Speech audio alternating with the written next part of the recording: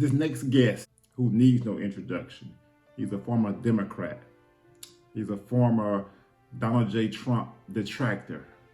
Now is a Donald J. Trump supporter. He and I go way back. He and I done comedy skits back in the day when he used to be a Democrat. This is one of the biggest Malcolm X supporters that you'll ever meet. Everyone welcome, Kendall Sin Sullivan. Thanks for having me on, Kendall. Welcome to the show. There's a lot going on. I mean, I see you out here doing your thing. Sure. You're winning. For sure. You're getting the message out. You're staying true to who you are. Oh man, just trying to stay focused and trying to keep winning and reach new heights. You know, I'm definitely on an all-time high when it comes to winning the future and being the best version of myself. So I've got a big thing going on. You took a lot of criticism I seen in the media when you was on the side of when you said that the Rittenhouse jury got the verdict right. Absolutely, for sure. The jury got the Rittenhouse case right. And the fact that people seen the video, seen the fact that they was beating this kid, seen that they chased this kid down, and they was trying to push that as if it was anything other than self-defense. Come on. Yeah, I said what I said. There are people out there that say, you know what? If Kyle Rittenhouse had been a black man, he probably would have seen the most injustices that the broken judicial system tends to offer to black people in America. To that you say what? I would say that they're right in a sense, but not in a sense that they're thinking about. I would say they're right in a sense that if Kyle would have been black, maybe those people that was trying to harm him would have just killed him on sight. That's the difference. You make a valid point.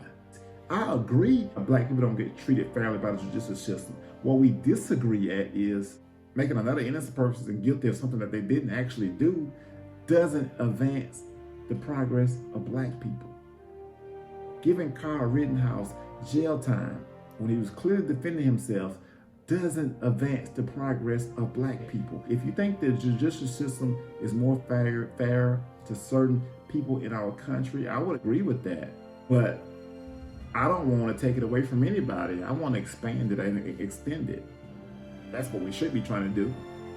We should be trying to say, okay, we need black people to get the same treatment by the courts, the same treatment by the judicial system. We shouldn't be saying, send this innocent person to jail because it doesn't do us right on this side.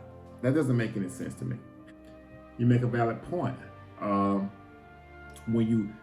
When you look at the facts and take emotions out of the situation, and you say, okay, does there discrepancies exist among black people according to everyone else?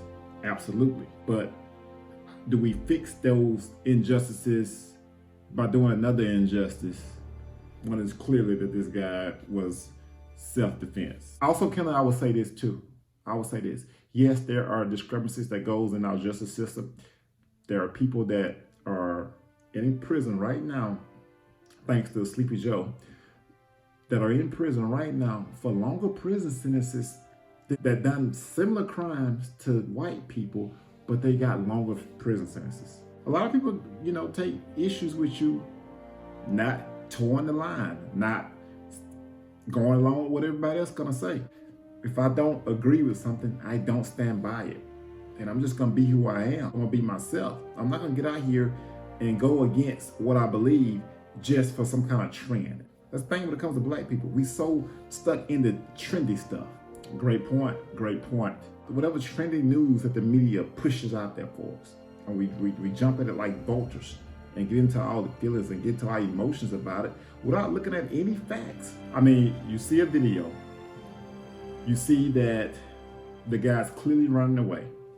And I know back when I took criminal justice courses, one of the things that they always said was you must attempt a retreat. And then in this video, clearly you see Kyle running away. At the end of the day, what you're seeing is people are married to their own false narratives.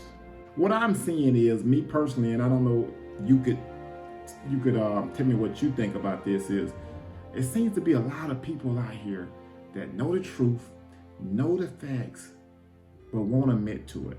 Oh yeah, oh yeah. And sometimes, in some cases, this is the scary part, they know the truth. They just don't care. They just more into what they already had believed. They so invested into their wrong narratives that they continuously push them, even when they know that's not the truth.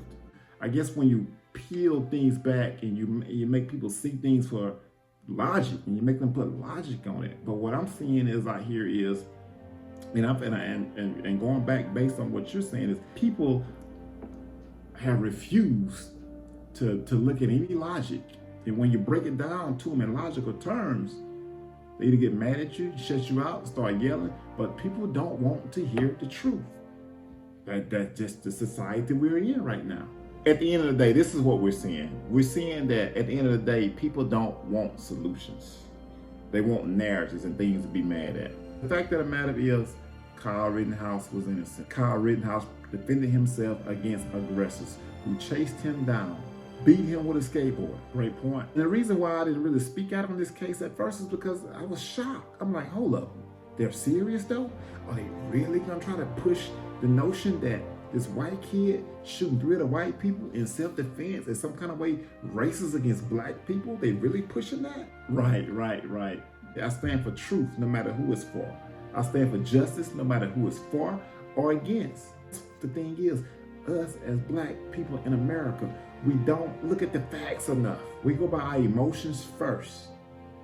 They've literally got people thinking that Kyle Rittenhouse shot black people. Imagine that. And that's when I realized, you know what? These people are literally trying to divide us. Is there racism that goes on in our society? Of course. Do I speak out on it when I see it? For sure. And I always will. And I'm always going to speak out when I see some BS going on. This was propaganda at an elite level. This was BS at an elite level. Well, thanks for coming on. Look forward to have you on again. Keep doing your thing. Keep your foot on that neck with the truth. We appreciate you out here. We appreciate the work you do. And hey, and do you think Trump's coming back in 2024? Oh yeah, definitely. There's definitely going to be a Trump comeback.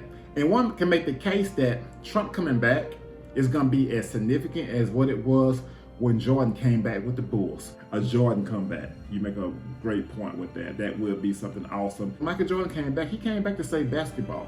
So in many ways, Donald J. Trump is coming back to save the country. So it's going to be just like a Jordan comeback. So there's definitely going to be a Trump comeback because you know what?